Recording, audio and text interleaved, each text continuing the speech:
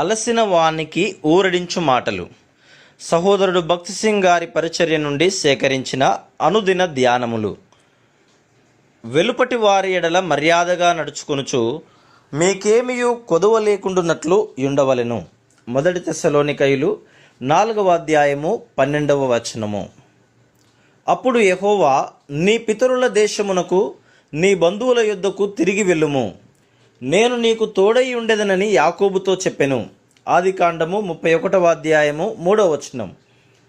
యాకోబును అతనితోనున్న జనులందరూ కనానులో లూజుకు అనగా బేతేలునకు వచ్చిరి. ఆదికాండము 35వ అధ్యాయము 6వ వచనం. ఈ రెండు సంఘటనల మధ్య 13 సంవత్సరముల వ్యవధి గలదు.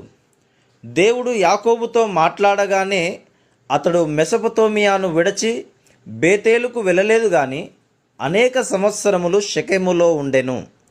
యాకోబు పాక్షిక విధేయతను చూపించుటను బట్టి అతడు అనేక కష్టములు ఎదుర్కొనవలసి వచ్చెను. కొన్నిసార్లు మనము కూడా యాకోబు వలె సంపూర్ణముగా దేవునికి విధేయత చూపించము. యాకోబు తన తండ్రి ఇంటికి ముందుగానే వచ్చి ఉండవలసింది.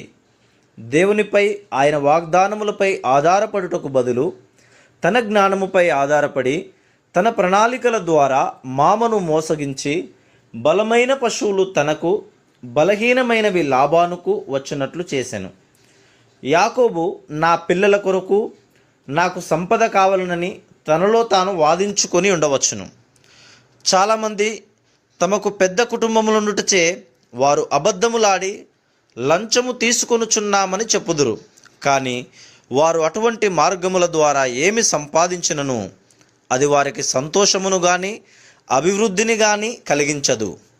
యాకోబు పశు సంపద విస్తరించినను అతనికి ఏమీ సమాధానము లేకుండెను. లాబాను పిల్లలు అతని మీద అసూయపడి తప్పుడు మార్గముల ద్వారా యాకోబు తమ తండ్రి ఆస్తిని తీసుకొనని చెప్పుకొనిది. ఎప్పుడైతే మనము లోక సంబంధమైన పద్ధతుల ద్వారా అభివృద్ధిని చెందుదుమో అప్పుడు మనము అసూయను, ద్వేషమును, విరోధమును ఎదుర్కొనవలసి వచ్చును. దీని నిమిత్తము వారిపై మనము నేరారోపణ చేయరాదు. మన ప్రవర్తనయే వారు అసూయపడుటకు వారిని ప్రేరేపించును. ఈ సమయంలోనే దేవుడు యాకోబునకు మరలా ప్రత్యక్షమై, నీ పితరుల దేశమునకు నీ బంధువుల యొద్దకు తిరిగి వెళ్ళుము, నేను నీకు తోడైయుందును. ఆదికాండము 31వ అధ్యాయము 3వ వచనం అని చెప్పాను. యాకోబు యథార్థవంతుడుగా జరిగినదంతయు మామకు ధైర్యముగా తెలియజేసిన ఎడల అతడు తనను, భార్యలు, పిల్లలు, పనివారు, పశువులతో సంతోషముగా పంపించున్నట్లు దేవుని యందు నమ్మకముంచడివాడే.